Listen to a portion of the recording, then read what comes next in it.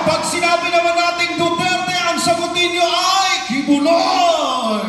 Pag sinabi nating Duterte, Duterte.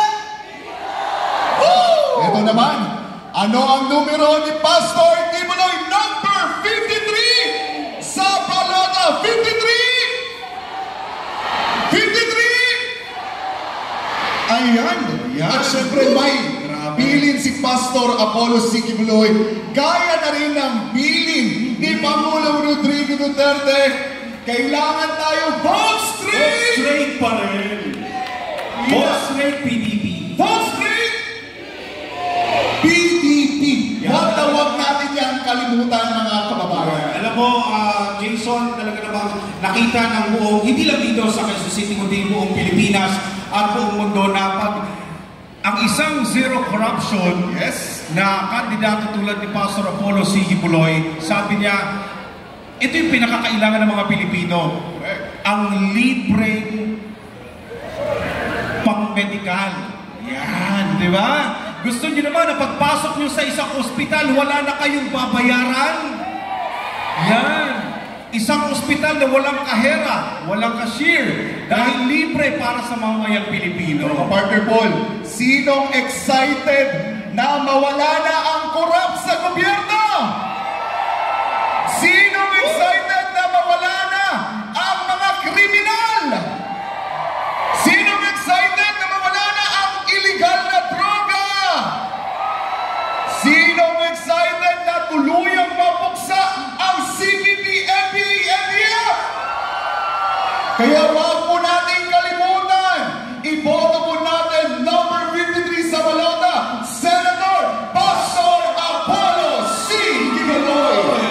At syempre, Partner Paul, Dahil nga naman pinapakiusap natin na vote PDP laban straight, abay, kailangan ma-memorize ng mga kababayan natin. Alam mo ba, ang sabi nila na ang UP Village ay hindi lang matatalino, marurunong din silang kumanta. sino ang mga singer dito? Totoo ba yun?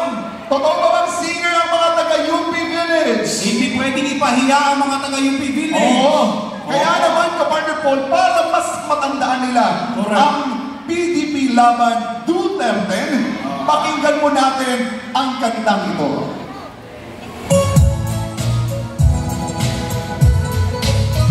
Lahat kumanta!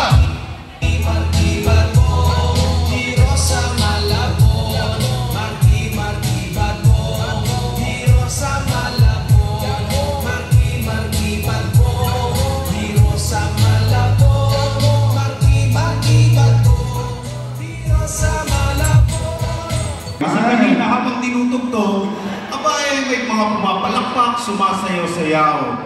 Patunayan ninyo ngayon, yang palakpak at sayaw-sayaw ninyo. Ayan.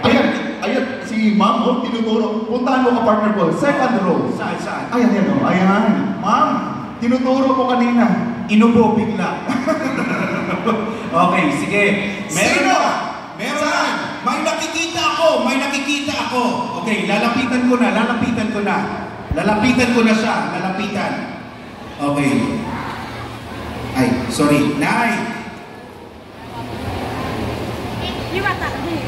Na nakapula. Ayan! O, tayo, Ma'am. Tayo. Subukan lang natin. Okay. Oo. Ako muna ang kakanta, ikaw ang sasayaw. Hindi, kakanta. Marky, ba't po, hero sa malakot. Ayan, Marky. Uulitin mo lang. Okay, sige. Sayang ang pulang lipstick. Okay, 5, 6, 7. Sabayan niyo ako. 1, 2, 3. Mahiyan.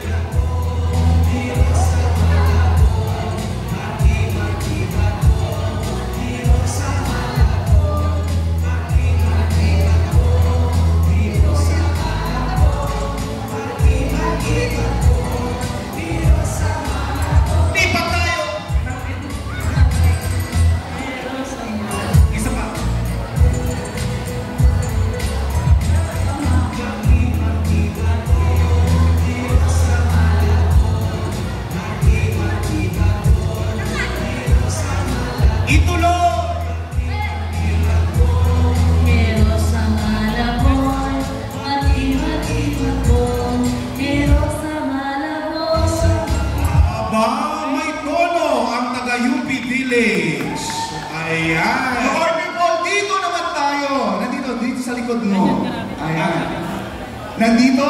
Okay. Ma'am, saan? Ay, dito pala si Kuya. Si Kuya.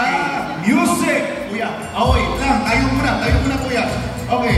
Kuya, ano po muna ang pangalan ninyo? Margo na lang po. Taga saan si? Barangay Pinyahan. Barangay Pinyahan. Tingnan natin kung na-memorize ni Kuya. Ready, music!